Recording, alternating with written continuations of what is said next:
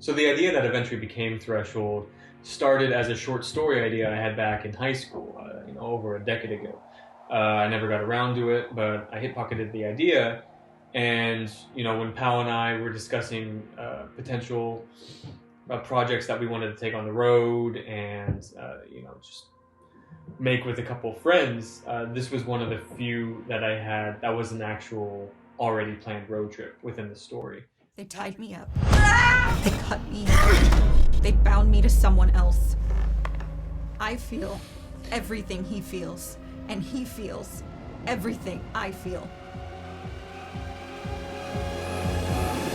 Patrick and I had been on a long journey of start and stops between Bastard, our first feature, and Threshold, and we thought that there might be a bigger opportunity for us somewhere along the way, and the money kept coming up and disappearing and coming up and disappearing, and so we decided, let's just do what we did the first time around, but smaller. So we'll take whatever money we have, we'll take the gear we have, which happen to be the phones, and a couple of our great actor friends, and hit the road. So this is gonna take a bit longer than I thought. I'm sorry, it's just, she needs me right now. We wanted a kind of a throwback to just shooting with your friends on the go with what you have. And so that's what we did. There were 5 of us on the road for 12 days, making it happen any way we could. On the road, we had 2 of these matching Moment shoulder pod rigs, as well as a set of telephoto, wide-angle, and macro lenses that Patrick and I were able to shoot matching coverage on, and we could trade off whoever was holding whichever setup we needed. Sometimes one at a telephoto, some at a wide. So we also had Manfrotto tripods with little iPhone clips, and a DJI, it was a gimbal, it was one of the Osmos at the time, whatever could mount the iPhone. I'm not a DP. Powell has worked professionally as a cinematographer, and we knew how we were shooting this movie on the road and how talky it was and how long the conversations would be, that we would need to shoot 2-cam, which means we needed a camera that I could use. We also knew we wanted this movie to feel very natural. We needed to feel like we were right there with the character themselves.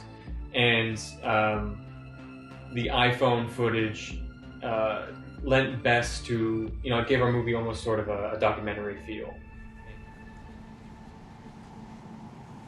You just help me.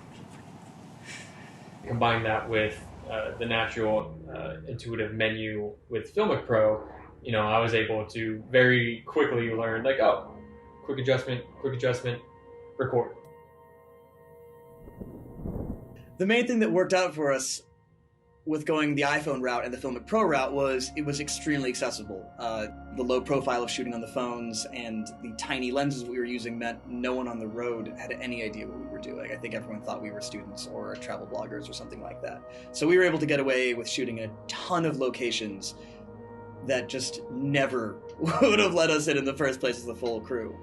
Since a lot of this movie is improv and improv in public spaces, we needed equipment that didn't look conspicuous to anybody else, and also equipment that our actors were comfortable in front of. It's easier for them to be looser and more freewheeling in front of an iPhone than if we were holding, something bigger and in public and drawing all this attention to them, as well as the pressure of, this big expensive equipment in front of their faces. We had nothing. We had a single 12-inch Quasar tube that was battery powered, and we would it was magnetized. We'd stick it anywhere we could.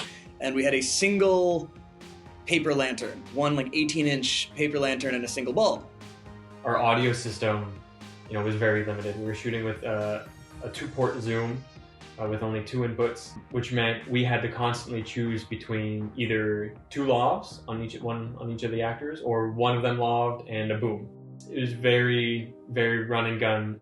So we chose to shoot into flat mode rather than log, not because we didn't like what the log was capable of doing. We just noticed that with how many low light situations we were in, the flat mode actually provided a cleaner baseline on the shadow and detail. We realized that when we were in log and trying to deal with some of our car interiors, the noise floor was too high. The second we switched to flat mode, that noise floor dropped a little bit, and while it maybe crunched the detail down, it was a much cleaner image. And so we liked the contrast it gave us, and we rolled with it. So we actually chose to expose to the brightest part of every frame, no matter what the situation was, and let the rest fall off naturally into shadow. And we found over and over again that gave us a very clear image that we were able to grade as we would any other piece of cinema camera footage in post.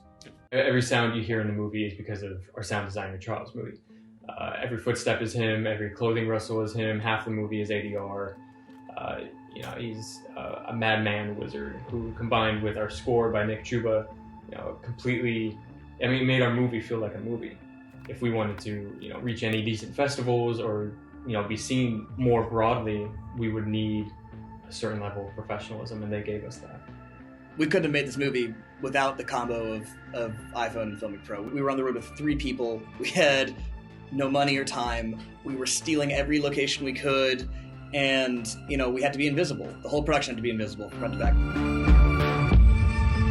The quality and control that FiLMiC gave us over the iPhone footage in all these varied situations just enabled us to do so much more with the film in post than we could have ever dreamt of. We knew, having seen Unsane and High Flying Birds and other iPhone films like Tangerine, that the footage was generally flexible, but in all the conditions we were in and how fast we were moving, and 3 of us operating the phones at different times, it worked so well to unify the image that we couldn't have asked for a better option. Our movie is live now on Arrow, a fantastic new streaming service from Arrow Video, who also will be putting our movie out on Blu-ray with 5.5 hours of extras, where we go a bit more in depth about how we use the phones and how the phones let us get away with everything that we did. Patrick and I have a slate of movies that we have written or are still currently writing that we'd love to get to do together. On top of that, we've got past movies that we've done where Patrick wrote and I shot, like Greenlight.